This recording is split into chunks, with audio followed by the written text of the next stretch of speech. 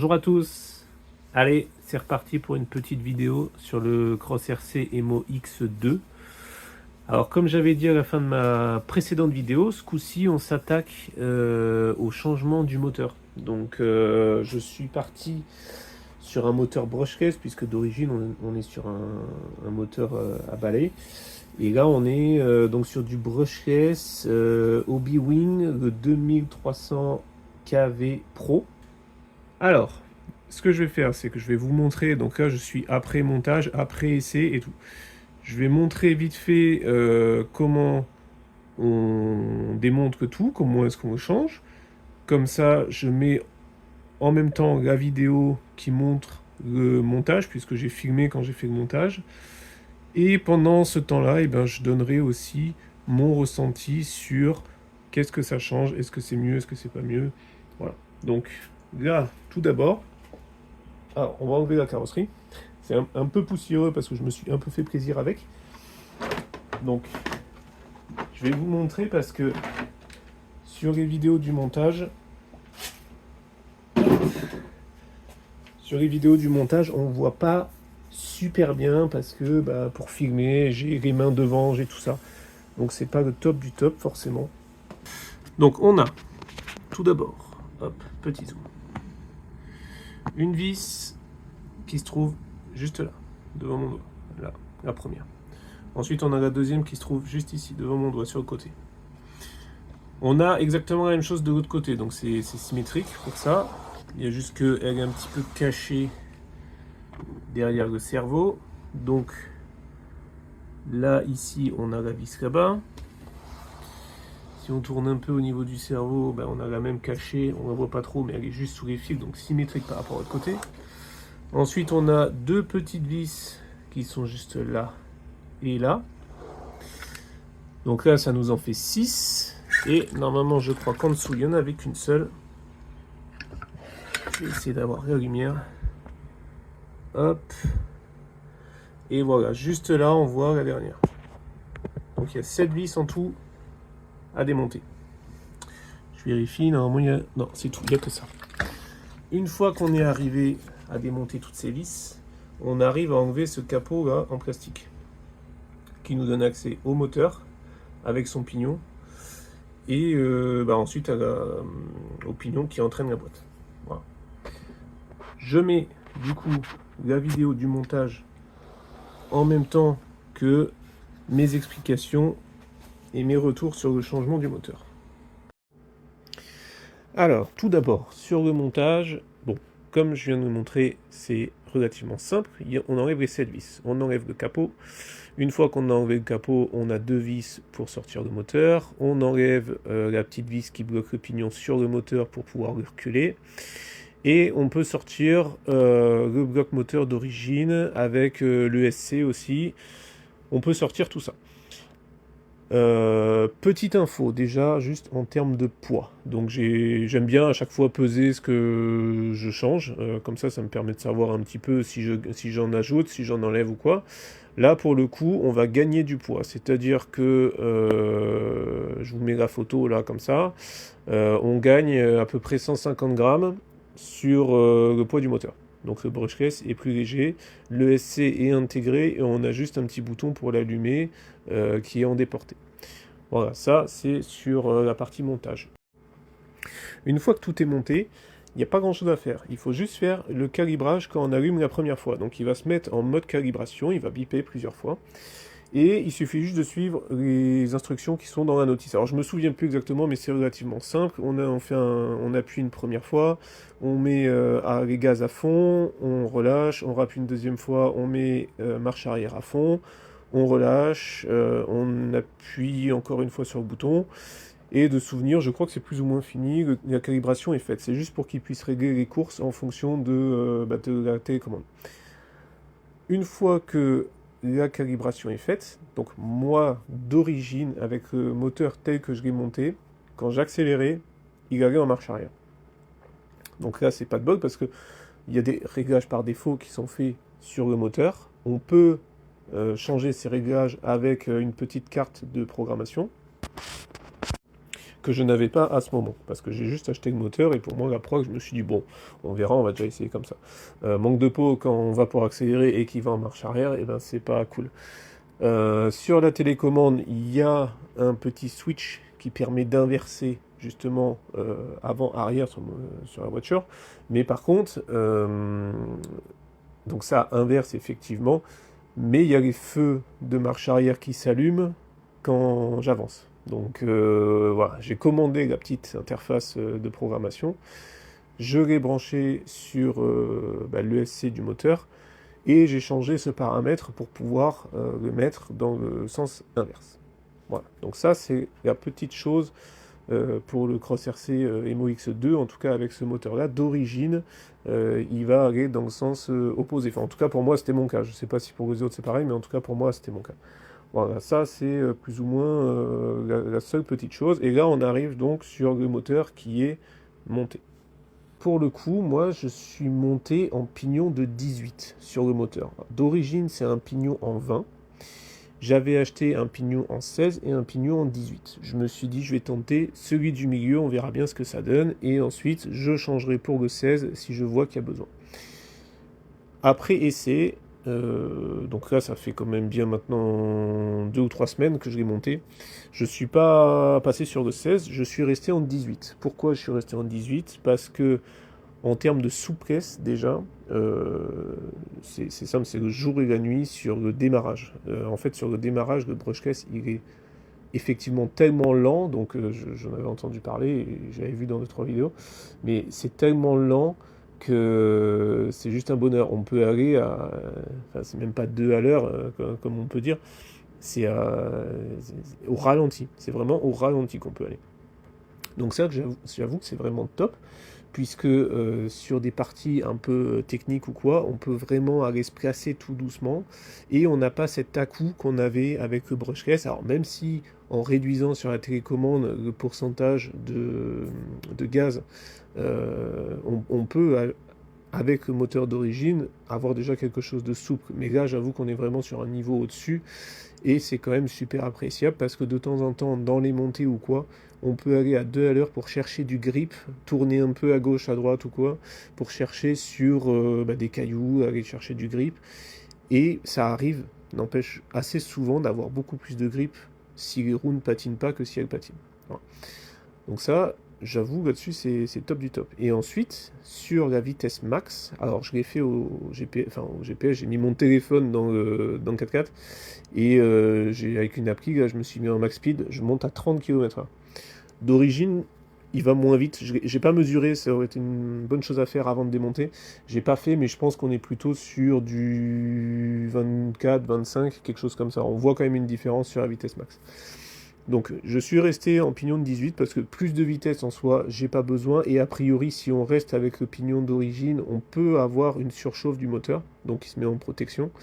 Moi, avec celui de 18, pour l'instant, j'ai pas eu de problème, aussi bien en utilisation crawler, donc lente, à crapahuter à droite à gauche, que en me faisant un peu plaisir sur de la vitesse. Alors, je suis pas resté à fond trop longtemps, mais on peut déjà s'amuser à le faire glisser un peu si on est sur un terrain un peu sableux ou quoi. On peut s'amuser à le faire glisser, à faire des travers, voire même à le faire tourner sur lui-même en étant à fond si on bloque le diff arrière.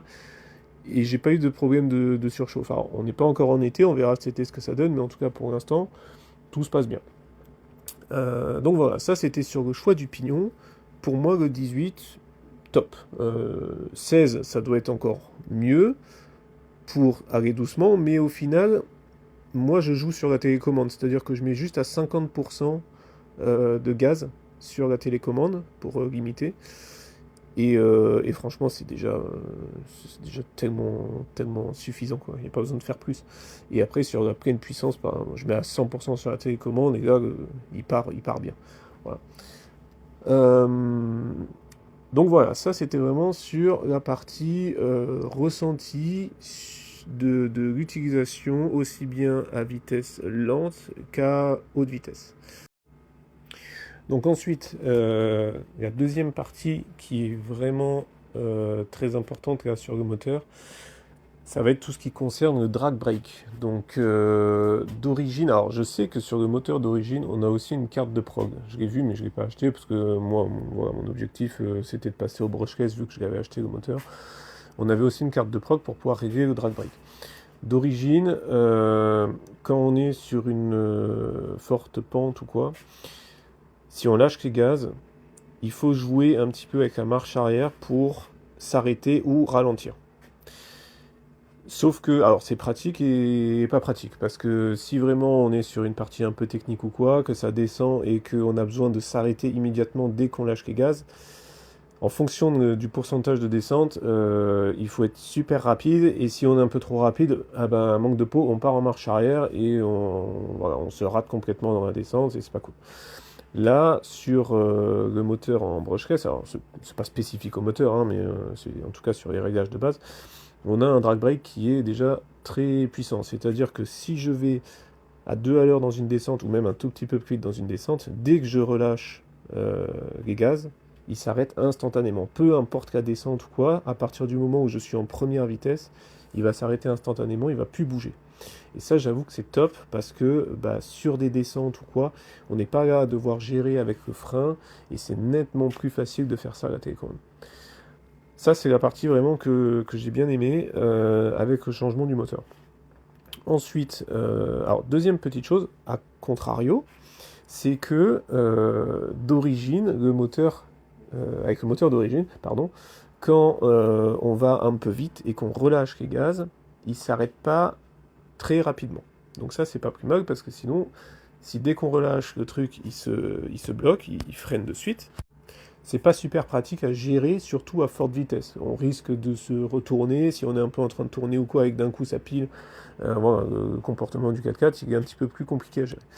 Donc là, moi, avec réglage du moteur tels qu'ils étaient d'origine, le drag brake était un peu trop important. Alors, pas la force en elle-même, mais je sais plus comment est-ce qu'ils appellent ça dans le manuel.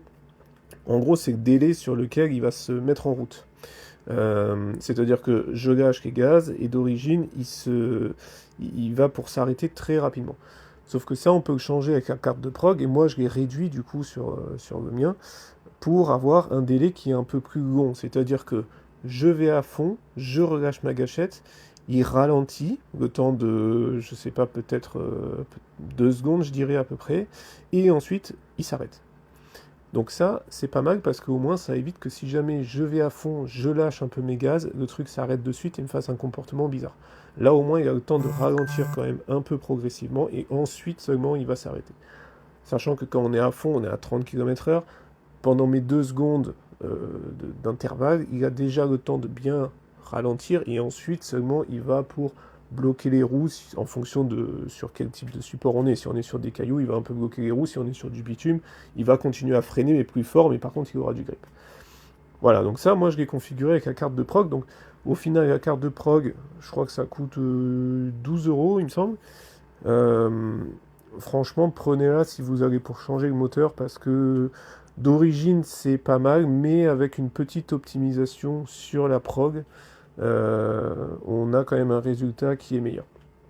On peut aussi régler le punch, donc c'est la puissance qu'on va avoir dès qu'on met les gaz à fond. Moi, pour le coup, je l'ai réduit parce que j'avais pas envie. Enfin, c'est plus pour la mécanique, on va dire que je l'ai réduit. J'avais pas besoin d'un truc qui part à fond tout de suite. Et je me suis dit, pour tout ce qui est pignon et tout ça, au niveau de la boîte, au niveau des boîtes de transfert et tout, j'avais pas envie de mettre trop de force d'un coup, sachant que je suis sur un pignon de 18, où mine de rien, il va plus vite que ce qui va d'origine. Je me suis dit, j'ai pas envie de tout casser ou quoi. Donc j'ai réduit le punch, c'est-à-dire que quand il est à l'arrêt et que je mets à fond, alors il part, il n'y a pas de souci, mais il part pas aussi vite que ce qu'il pourrait faire. Je crois que punch, je dois être sur un niveau de 3 ou 4. Et il y a 8 ou 9 niveaux en tout. Et franchement, je vous dis, il démarre déjà super bien, quoi. Donc voilà, je pense que j'ai fait plus ou moins le tour de ce qu'il y avait à dire sur le passage au brushless.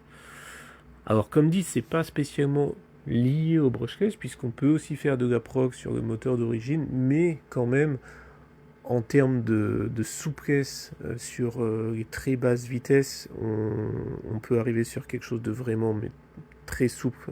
Enfin, là, je pense que pour le coup, il faut vraiment passer au brushless pour ça. Après, sur la haute vitesse, bon, un moteur d'origine peut très bien faire l'affaire. Voilà. Sur le drag brake, c'est pareil, on peut rêver sur le moteur d'origine. Alors, j'ai pas fait le test pour dire si le ressenti est aussi bon ou pas, mais voilà, je sais que c'est quelque chose qu'on peut faire. Bref, dans tous les cas, moi, je suis super content du passage sur le brushless et aussi du passage en 18, pignon de 18, puisque je gagne un petit peu en vitesse de pointe. C'est pas, j'avais pas envie d'avoir quelque chose qui monte à 50, puisque voilà, il n'est pas prévu pour ça d'origine et j'ai pas envie de tout casser. Mais là, le fait qu'il aille quand même un petit peu plus vite, je trouve ça sympa. Je vous mets juste là, en même temps que je parle, une petite vidéo qui vous montre à quelle vitesse on peut aller au plus lent. Donc on voit, donc là c'est en vitesse réelle, hein, on voit quand même que on est sur une lenteur qu'on n'arrive pas à faire avec le moteur d'origine. Voilà. Et c'est top. Le top du top, c'est que, c'est-à-dire je maintiens mes gaz à cette vitesse. Je suis sur du plat, je vais aller à cette vitesse, je prends une montée, peu importe le pourcentage de montée, je vais toujours avoir le moteur qui va tourner à la même vitesse. Je n'ai pas besoin de mettre plus de gaz. Ça, c'est aussi la petite différence par rapport à l'origine. D'origine, il fallait que je mette plus de gaz en fonction des endroits, si j'avais un caillou devant moi ou quoi. Non, là, je maintiens toujours les gaz à la même vitesse. Et ça, j'avoue que c'est top, parce que si on est sur, une fois de plus, de la partie un peu technique, on peut aller monter sur un endroit juste en cherchant du grip. On n'a pas besoin de jouer à la gâchette, qui risque de nous faire changer de trace ou quoi. Voilà. On peut aussi jouer avec le trim, si on a envie. On peut mettre le trim des gaz un tout petit peu sur le dessus, comme ça on n'a même pas besoin de toucher la gâchette, et le 4x4 il va monter, et on aura juste à gérer la direction gauche-droite. Voilà. Un truc vraiment top. Ça, j'avoue qu'avec le moteur d'origine, c'était pas possible, parce qu'il fallait mettre plus de gaz dès qu'on arrivait un peu dans la montée. Voilà, sur ce, au final, je voulais faire quelque chose de court, et comme à chaque fois, je parle un peu trop, donc je me retrouve avec une vidéo qui dure plus longtemps que ce que je voulais. Mais c'est pas grave, on s'en fiche. Allez, ben sur ce, je vous souhaite une bonne journée, et ben, si ça vous a plu, comme d'hab, n'hésitez pas à mettre un petit like, ça fait toujours plaisir, et aussi à vous abonner pour avoir la notif sur la prochaine vidéo. Allez, bonne journée, et à bientôt!